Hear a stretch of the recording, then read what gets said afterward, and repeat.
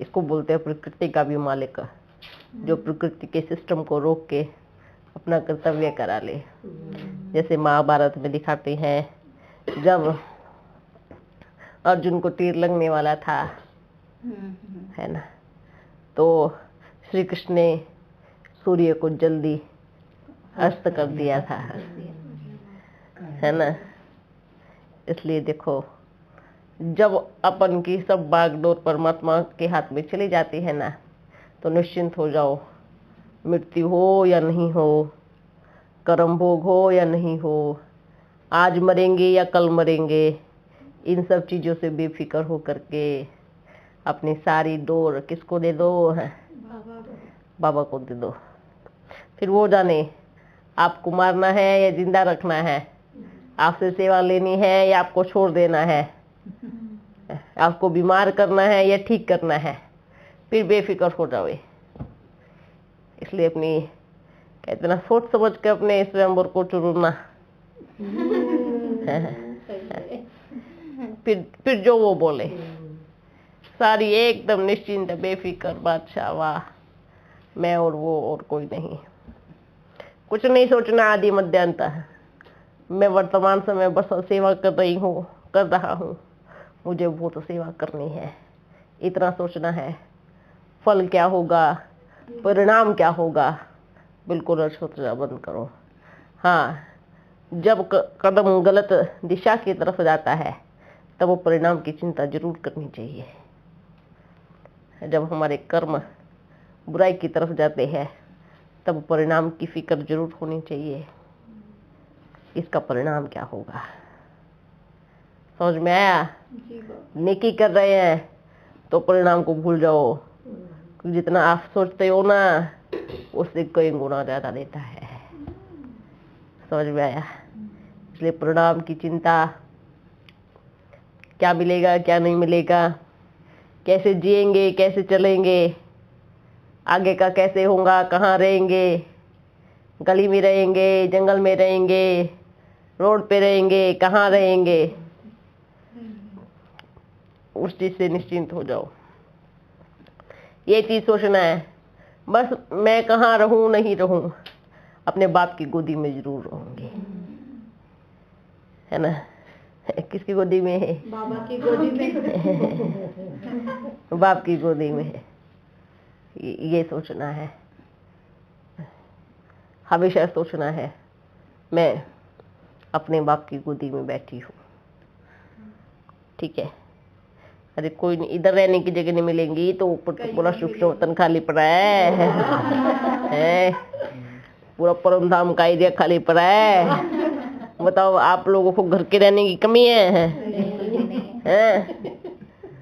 इधर धरती पर जगह नहीं है तो ऊपर तो इतनी खुली खुली जगह पड़ी है।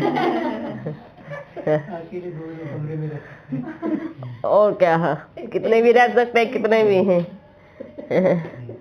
इसलिए किस चीज की फिक्र करते, कहाँ रहेंगे, क्या खाएंगे, है ना। सूक्ष्म वतन में तो बड़े बड़े बगिया लगी है, बगीचे लगे हैं, खूब खूब फल तोड़ के खाओ, खूब भी रस पियो हो। तो क्या कमी है?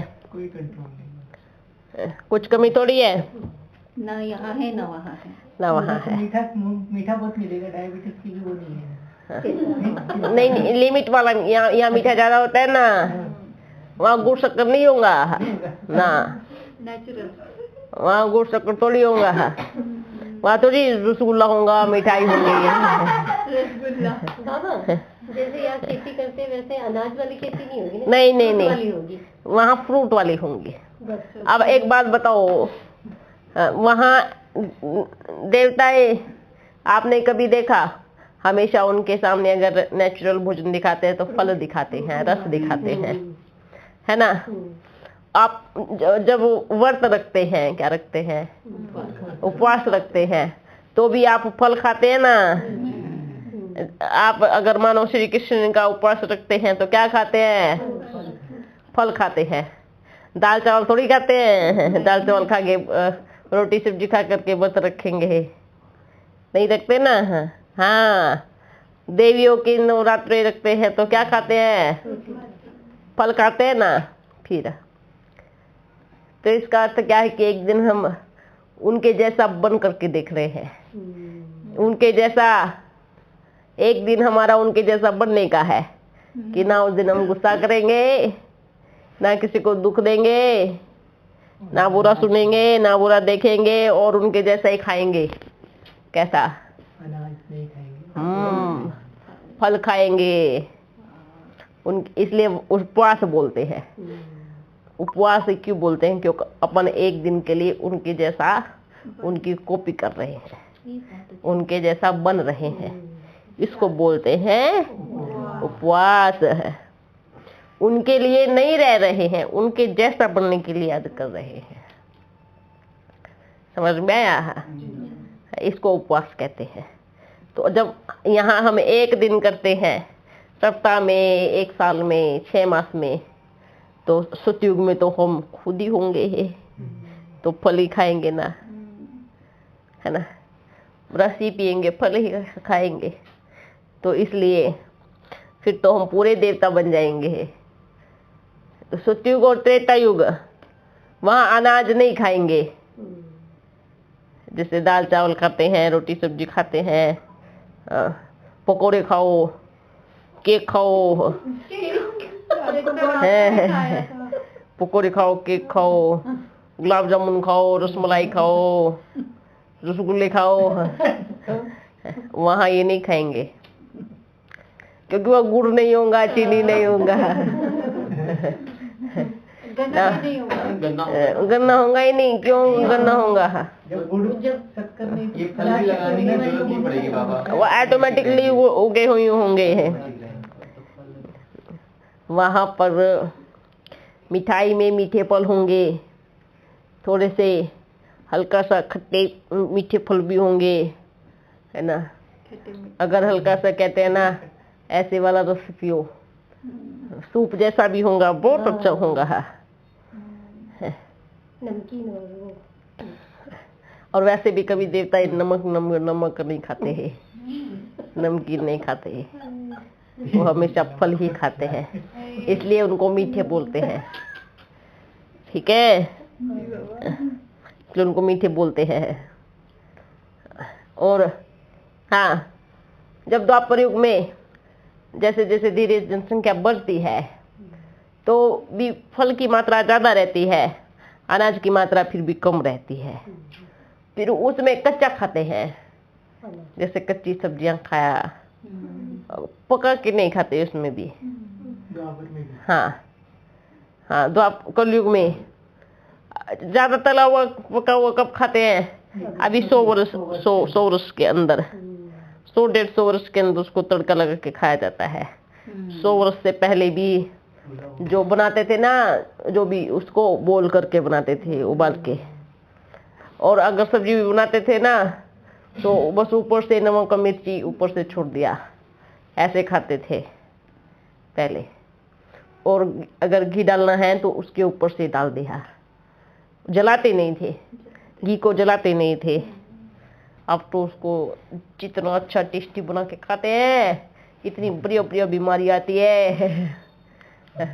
बीमारी भी तो इतने अच्छे आते हैं ना, मतलब टेस्टी बना के खाएंगे, फिर बीमारी क्या कहेगी, मैं भी टेस्टी बन के आऊंगी,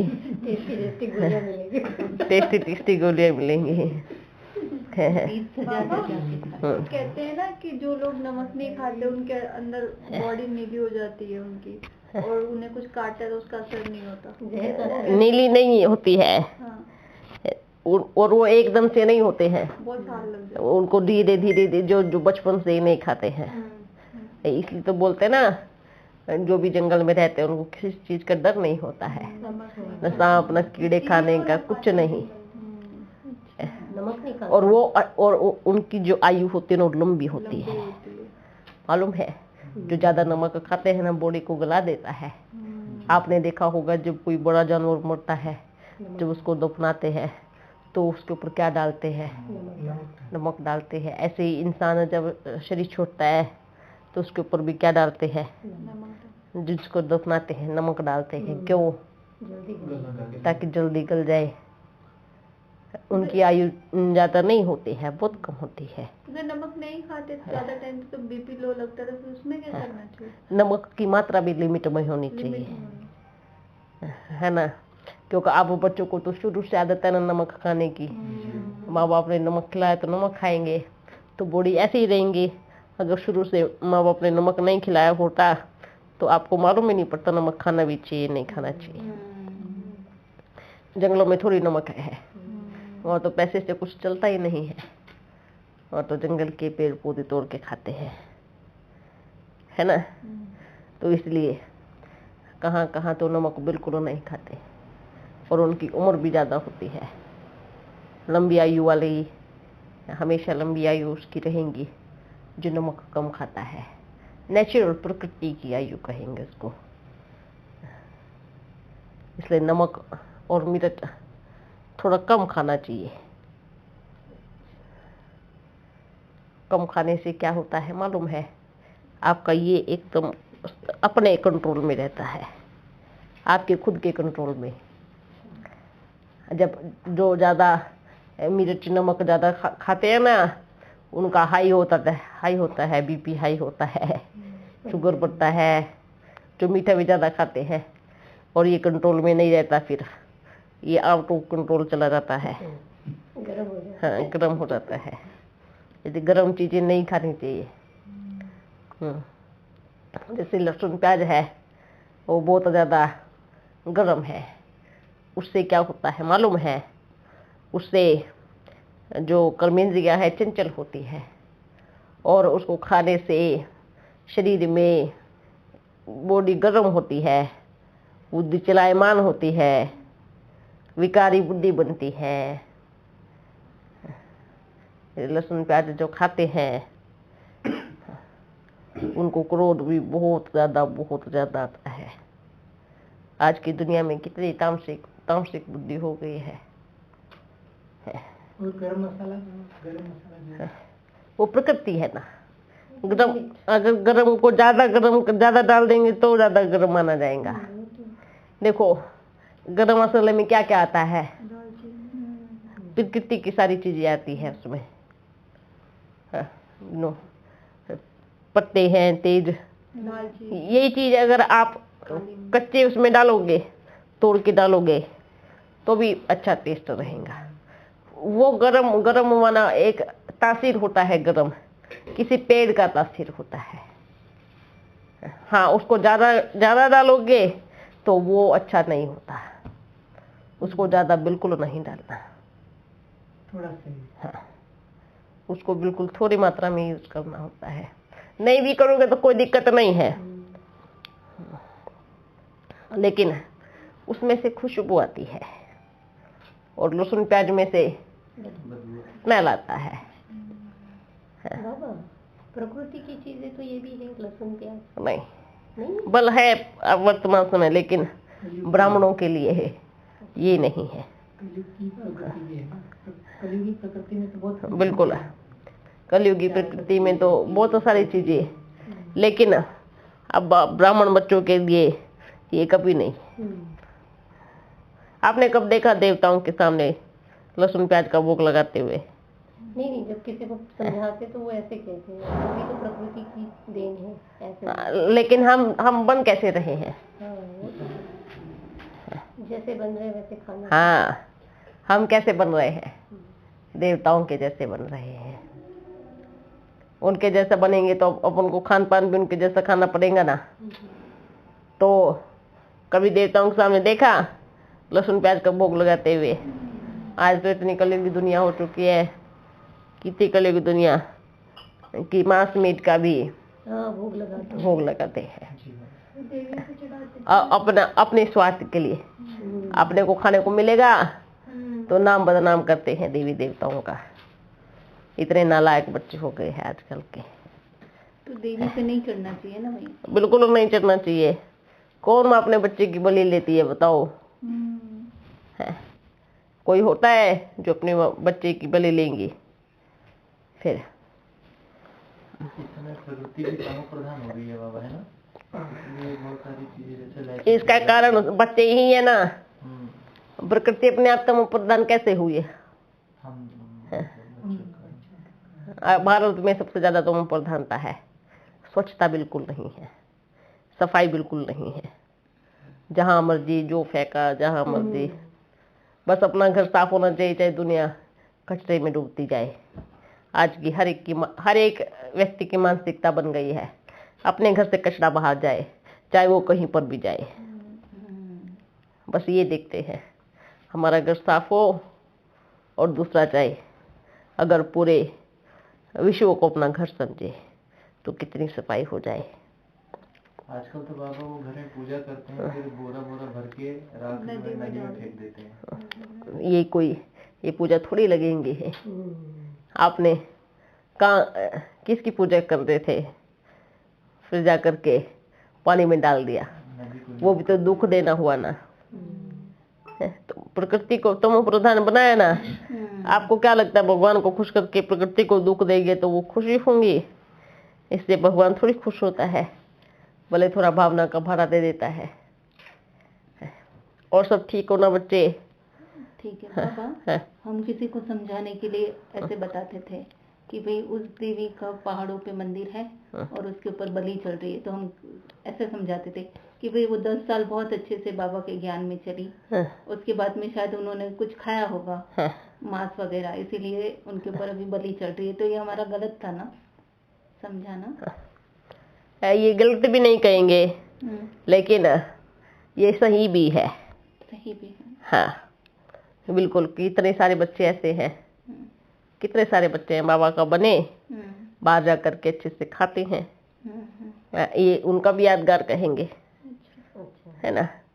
लेकिन आज अपने स्वार्थ के बस बच्चे जानबूझ के बलि भी चढ़ाते हैं कि उनको खाने को मिलेगा। अच्छा खैर, ये तो अभी का भक्ति मार्ग का समय है, वो भी गायन है, लेकिन सबसे ज्यादा गलत कर रहे हैं अभी वर्तमान समय में कि बस अपने स्वार्थ के बस किसी को भी मार रहे हैं। फिर बोलते हैं इससे हमारी मनोकामनाएं पूरी हो जाती है।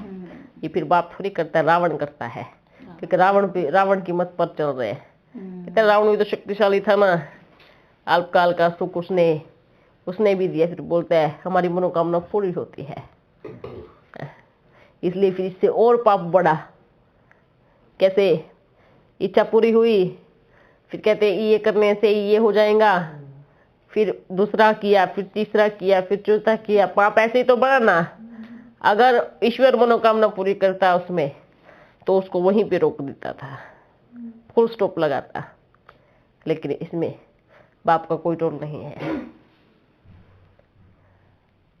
जो बलि चढ़ाती हैं इसमें बाप का कोई रोल नहीं है फल देने का, कभी भी नहीं देगा। ये कर्तव्य बाप नहीं करता। ऐसे श्रद्धा से कुछ चढ़ाते हैं, मांगते हैं, तो उसमें बाप का पार्ट प्ले होता है, लेकिन ऐसे नहीं होता।